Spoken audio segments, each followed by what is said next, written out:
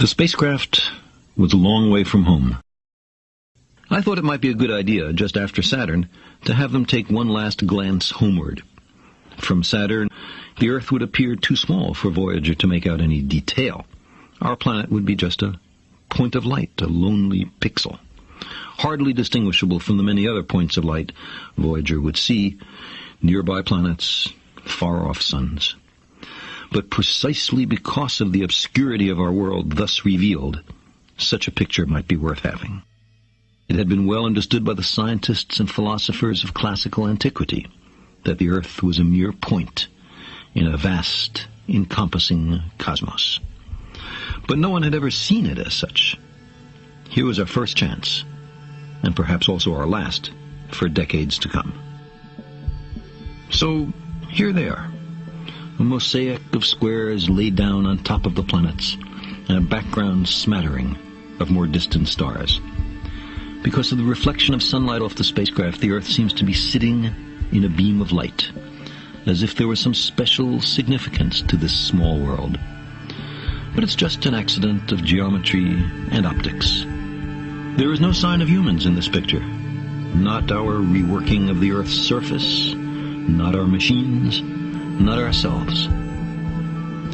From this vantage point, our obsession with nationalism is nowhere in evidence. We are too small.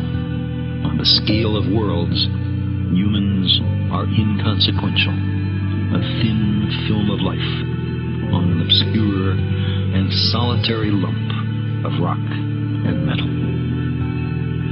Consider again that dot. That's here. That's home. That's us.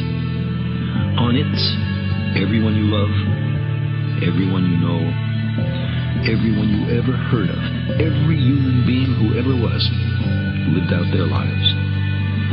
The aggregate of our joy and suffering. Thousands of confident religions, ideologies, and economic doctrines. Every hunter and forager, every hero and coward, every creator and destroyer of civilization.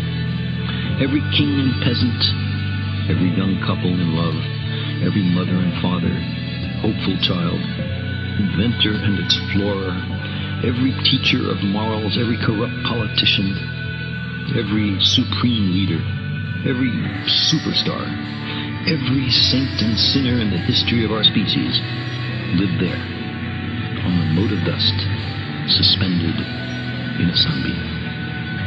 The Earth is a very small stage in a vast cosmic arena.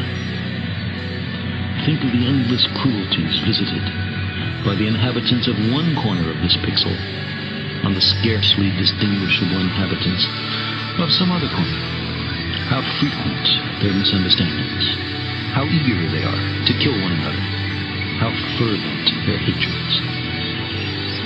Think of the rivers of blood spilled by all those generals and emperors, so that in glory and triumph they could become the momentary masters of a fraction of a dot. Our posturings, our imagined self-importance, the delusion that we have some privileged position in the universe, are challenged by this point of pale light. Our planet is a lonely speck in the great enveloping cosmic dark. In our obscurity, in all this vastness, there is no hint that help will come from elsewhere to save us from ourselves.